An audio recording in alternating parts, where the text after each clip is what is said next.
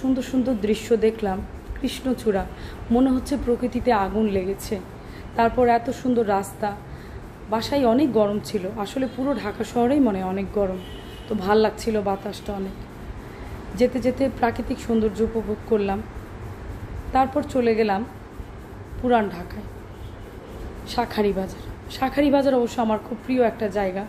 ঢুকতেই যে গন্ধ, আগরবাতির গন্ধ, আমার সত্যি খুবই ভালো লাগে। তারপর একটা শাখার দোকানে গিয়ে 2 জোড়া শাখা নিলাম।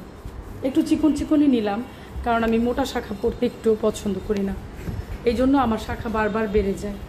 তো 2 জোড়া শাখা নিলাম। নেবার পরে মেয়ে মানুষ পলাও 1 জোড়া নিলাম। তারপর আমার ঘরের যে গোপাল আছে তাকে তো চন্দন দিতে হয়, চন্দনটা ফুরিয়ে গেছিলো। তারপর নিয়ে নিলাম চন্দন কাঠ। চন্দনের গন্ধটা এত সুন্দর ছিল, মনে হচ্ছে এখনও আমার হাতে লেগে আছে। তারপর চলে গেলাম টিপের দোকানে। টিপ আমার অসম্ভব বর্তমানে প্রিয়। বিয়ের আগে আমি কখনো টিপ দিতাম না, আমার মনে হতো যে আমার চেহারার সাথে টিপ যায় না। তো এখন দেখি যে টিপ না পরলেই ভালো লাগে না, তো টিপ কিনে নিলাম। তারপর গেলাম আরও কিছু প্রয়োজনীয় জিনিস কিনতে। আজকে আসলে সব কিছুই আমার ঈশ্বরকে দেবার জন্য আর কি। আগরবাতি, মোমবাতি, গোপালের জন্য মালা কিনলাম। কেনার পরে আমার যে মেইন উদ্দেশ্য ছিল মাকে দর্শন করা। অনেকেই হয়তো বা এই মন্দিরে যান বা গেছেন, শাঁখারী বাজারে মা কালীর মন্দির। আসলে এই মন্দিরে ঢোকার পর আমার মনটা এত শান্ত হয়ে গেছে, আর আমার অনেক ভাল লাগে। আমি যাই প্রায় এই মায়ের মন্দিরে, সুযোগ পেলে চলে যাই। আসলে এত কর্মব্যস্ত থাকি তো সুযোগ পাই না। আজকে যেহেতু পেলাম, সব কাজই একসাথে সেরে আসলাম।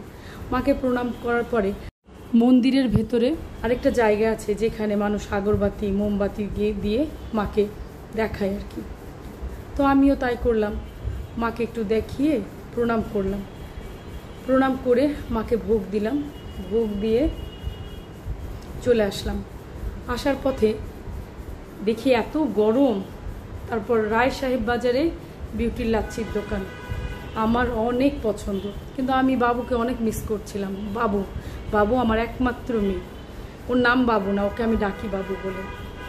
তো বিউটির লাচ্ছি খেয়ে আমার প্রাণটা একেবারে জুড়িয়ে গেল, কিন্তু তারপরে মনে হচ্ছিল কি যেন খাইনি। একজনের হাতে ফালুদা দেখলাম, লোভ তো বেড়ে গেল। তারপর খেয়ে নিলাম ফালুদা।